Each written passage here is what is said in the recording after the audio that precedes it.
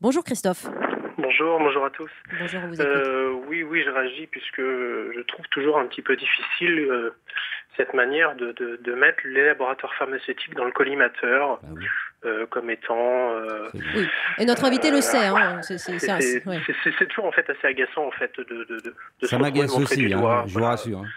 Ouais, c'est montré du doigt. Je pense que, comme vous l'avez dit en préambule, l'industrie pharmaceutique en France fait bien son métier. Et je pense que les labos, on va parler dans leur globalité, sont engagés dans la santé et le mieux-être des patients, Oui. je pense, et mettent à leur disposition des produits efficaces.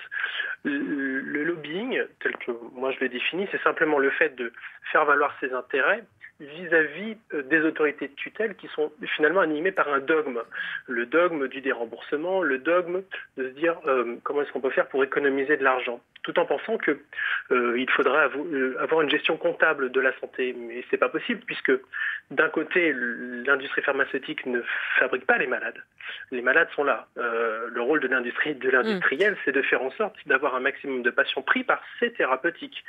C'est ni plus ni moins prendre la place d'un autre labo. Donc les laboratoires se livrent une petite guerre, entre guillemets, à qui va avoir le plus de patients. Bernard Delberg, vous répondez à Christophe sur ce Oui, propos écoutez, très intéressant. ce serait assez complexe de rentrer complètement dans le débat. Vous ne pouvez pas dire que certaines maladies ne sont pas fabriquées par les industriels et je suis bien placé par le savoir. Lesquelles une au moins Mais le plus important... Vous pouvez répondre à la question ou pas? Bon, il y a typiquement, mais ça a été largement débattu récemment dans les médias, c'est le problème du cholestérol. Les médicaments pour traiter le cholestérol ont démontré leur efficacité si vous avez déjà eu un infarctus, un problème au cœur. Ils n'ont jamais démontré l'efficacité si vous n'en avez pas eu. Or, 80% des Français aujourd'hui sont des malades qui ont un taux de cholestérol élevé, mais qui n'ont jamais eu de problème d'infarctus. C'est extrêmement cynique quand même, parce que là vous nous dites les choses, merci pour ces confessions, mais vous avez travaillé dans une industrie qui pratiquait aussi ce genre de pratique, donc oui.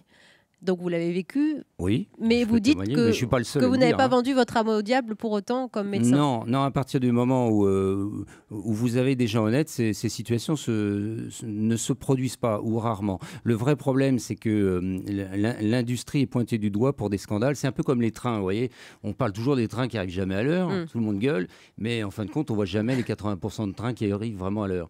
Et le drame, à la différence des trains, c'est que les médicaments peuvent nous tuer. Et ça, c'est effroyable. On ne peut pas monnayer la vie humaine. 18 000 morts chaque année d'accidents médicamenteux, c'est 5 fois plus que le nombre de tués sur la route, c'est ce que vous reprécisez. Et vous dites en coulisses, certains ont fermé les yeux sur de possibles effets secondaires avec la complicité passive de responsables sanitaires. Absolument. On va parler justement de cette agence du médicament. Pensez-vous, vous, d'abord, chers auditeurs, que les laboratoires pharmaceutiques ne pensent qu'au business et que les médecins, pour l'essentiel, sont corrompus à ces pratiques?